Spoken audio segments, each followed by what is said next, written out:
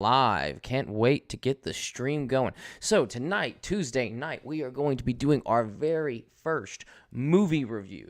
Our very first movie review is going to be the 1990s mob thriller Casino, starring Robert De Niro, Sharon Stone, Joe Pesci, and also co-starring, Don Rickles was part of the movie. It's a great movie. If you want to check out the description, it's in the description box below. It's a full description of what the movie is about. We are going to be watching, also commenting. If you want to make a comment, feel free. There's going to be some pauses in betwixt the movie, different scenes where I'll be giving color commentary on the scenes themselves, as well as the movie, general knowledge of, the history of it, the history of the characters, even the history of the actors, the film itself, and what the film means to me as a what I would consider a movie buff. So, without further delay, let's get into it.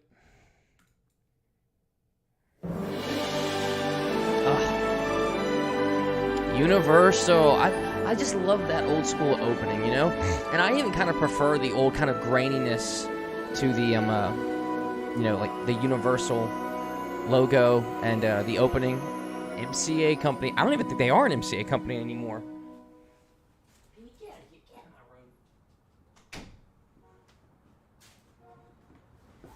my room? Dafina Capra Production. Adapted from a true story. And now that is true. This is adapted from a true story about, what was his name? I think his name was Lefty. I don't know his last name, but I know that was the name he went by. He was a professional... When you love someone, you've got to trust them. There's no other way. You've got to give them the key to everything that's yours. Otherwise, what's the point? Opening scene, great scene. Love this scene. And for a while, I believed that's the kind of love I had. So right there, starting off, we got our voiceover work from Robert De Niro, just an amazing actor, all the way back from Taxi Driver, all the way through to Casino, Goodfellas, even in Meet the Fockers, and everything that he's done. I'm a real big fan of Robert De Niro. Just plays a great character. He's only done a few things that I haven't really enjoyed, and it's not even that I really didn't enjoy them. It's just that maybe I didn't enjoy the character as much. For instance, Cape Fear. I like the movie Cape Fear. I like the idea of it. The character that he plays in it, I don't necessarily hate his acting in it. It's more the character itself that I'm not into. I can't remember the name of his character from Cape Fear at this time, but it was a little bit creepy. It was a little bit weird when he kissed Julianne Moore. No, not Julianne Moore. I can't remember the name of the young girl from Cape Fear. She also played the female in From Dusk Till Dawn. Real quick, let me make sure that my stream and everything is going good. Movie night, yes ma'am, yes sir. Boom, get it going.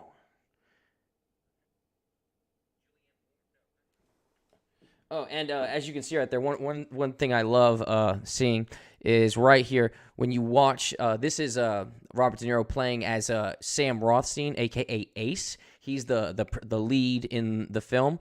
He is playing a fictional adaptation of the person known as Lefty. I don't know Lefty's last name. I'll look it up while we are watching the movie. But Lefty was a professional gambler, handicapper, and was running the Tangiers casino for the mob back in the 70s all the way through to the 80s. But it's going to get further into this. But one thing I wanted to show here is watch the face in the car turn from Robert De Niro's face to clearly the face of a explosive dummy. What's the point? For a while, I believed that's the kind of him. So you can see this is all still him, and then still him. Boom, right there. That is definitely not Robert De Niro. That is very clearly a fucking dummy. Camera work. This is a 1995 film. Camera work is still amazing back in the 1990s. Especially what it used to be. But I just. Come on, Scorsese. You could have done better than this, Scorsese. back at it.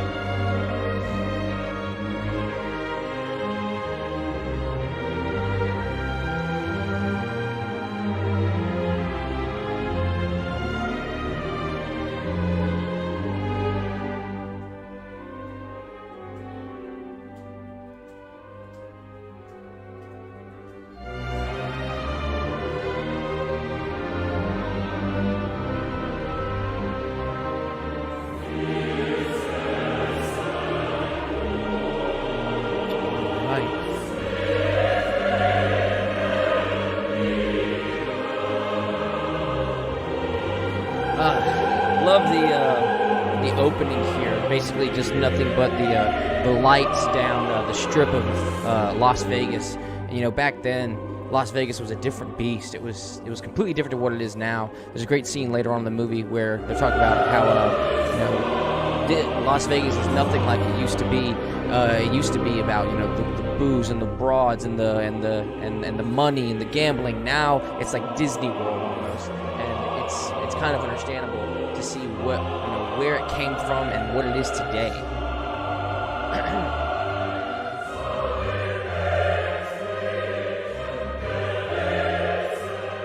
Before I ever ran a casino or got myself blown up, Ace Rothstein was a hell of a handicapper. I can tell you that. I was so good that whenever I bet, I could change the odds for every bookmaker in the country. I'm serious. I had it down so cold that I was given paradise on earth. I was given one of the biggest casinos in Las Vegas to run, the Tangiers. By the only kind of guys that can actually get you that kind of money. $62,700,000. So these right here are the the bosses of the mob families back in the 1970s. Remo Gadget right here. I'm not sure who the other four are, but these are the heads of the Italian mafia at that time, who are the ones who wanted the casinos in Las Vegas. The mob built Las Vegas. They also had casinos in places like Havana, Cuba. Of course, until Castro took over and kind of got all that out of there, and then you had the Bay of Pigs situation and everything like that, which it's not necessarily proven that the mob had a real big part in us trying to take back Cuba, and then of course our terrible situation at the Bay of Pigs where all those men were slaughtered, but they definitely did. The details. Matter of fact, nobody knew all the details. But boom, there he is. Joe fucking Pesci. Nicky Santoro, his best friend, watching his ass. And he had Ginger, the woman he loved, on his arm. But in the end, we fucked it all up. It should have been so sweet, too. But it turned out to be the last time that street guys like us were ever given anything that fucking valuable again. At that time, Vegas was a place where millions of suckers flew in every year on their own nickel and left behind about $1 billion. But at night, you couldn't see the desert that surrounds Las Vegas. But it's in the desert where lots of the town's problems are solved. A lot of holes in the desert, and a lot of problems are buried in those holes. Except you gotta do it right. I mean, you gotta have the hole already dug before you show up with a package in the truck. Otherwise, you're talking about a half hour or 45 minutes to dig it. And who knows who's going to be coming along in that time. Before you know it, you got to dig a few more holes. You could be there all fucking night. Look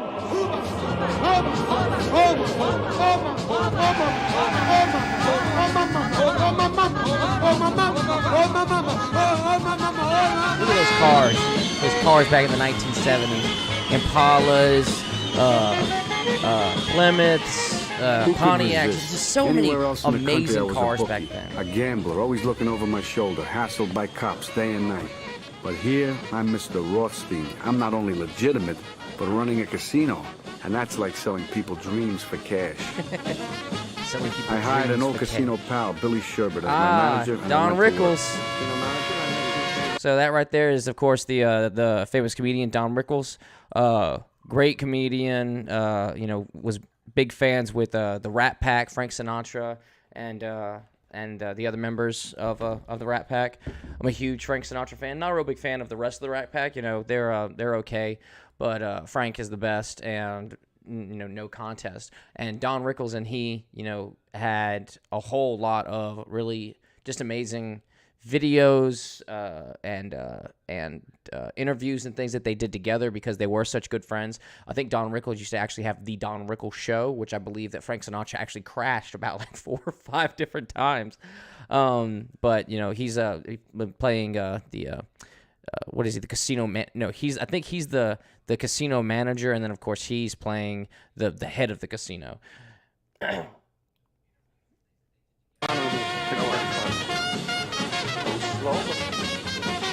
For guys like me, Las Vegas washes away your sins.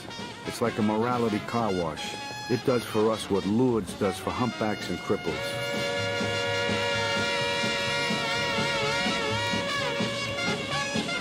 I love that score. And along with making us legit comes cash. Tons of it. I mean, what do you think we're doing out here in the middle of the desert? It's all this money. This is the end result of all the bright lights and the comp trips, of all the champagne and free hotel suites, and all the broads and all the booze. It's all been arranged just for us to get your money. That's the truth about Las Vegas. We're the only winners. The players don't stand a chance. And their cash flows from the tables to our boxes, through the cage, and into the most sacred room in the casino. The place where they add up all the money, the holy of holies, the count room. Now, this place was off limits. So we're going to pause right here real quick. We're going to take a quick intermission because I did just receive a message from Facebook. NBCU, Creative Content Protection, blocked your video because it may contain content they own. But that's the thing, is I'm not streaming it. I am commenting on it. I'm commentating.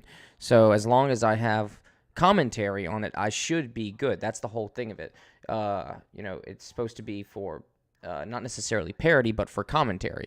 I do believe I'm good. If anyone knows the best way to get around that, please let me know. Although I am still showing it on my Facebook.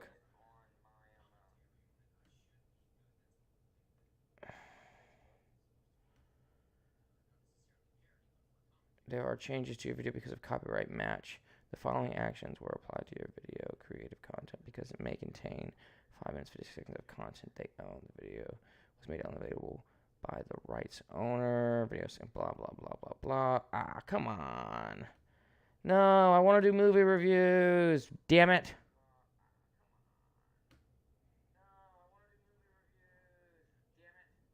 Well, it's still going on Twitch, so maybe it just won't happen on Facebook. Huh. Damn it.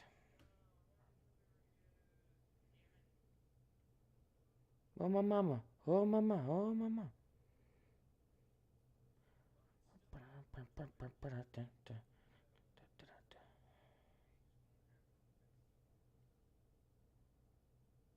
It's still showing it as up. As a moderator, you can change this booster to share it. The video is blocked and can't be viewed by anywhere except in 52 locations. Only you can see this.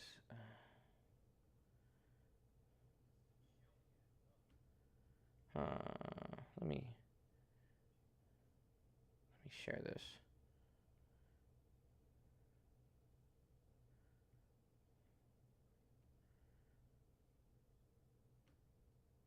share. And we're going to share it via... No.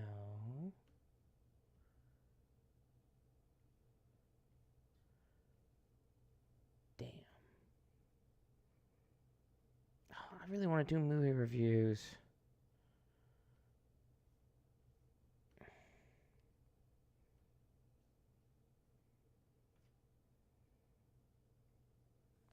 Well, it looks like I might not be able to. At Even least I not couldn't on Facebook. get inside. But it was my job to keep it filled with cash, that's for sure. It's very They had weird. so much fucking money in there, you could build a house out of stacks of $100 bills. And the best part was that upstairs, the board of directors didn't know what the fuck was going on. I mean, to them, everything looked on the up and up. So it looks like we may have an issue with this. So I'm gonna go ahead and end this stream, and see what happens with it. We may have to not do movie reviews, and that sucks because I really wanted to do movie reviews. And we may have to I may have to adjust how I do them. I may have to do the whole movie, do the film, and then piecemeal it together into segments. I know I've seen people do that, and it seems to work well for them. So we'll see what happens with it.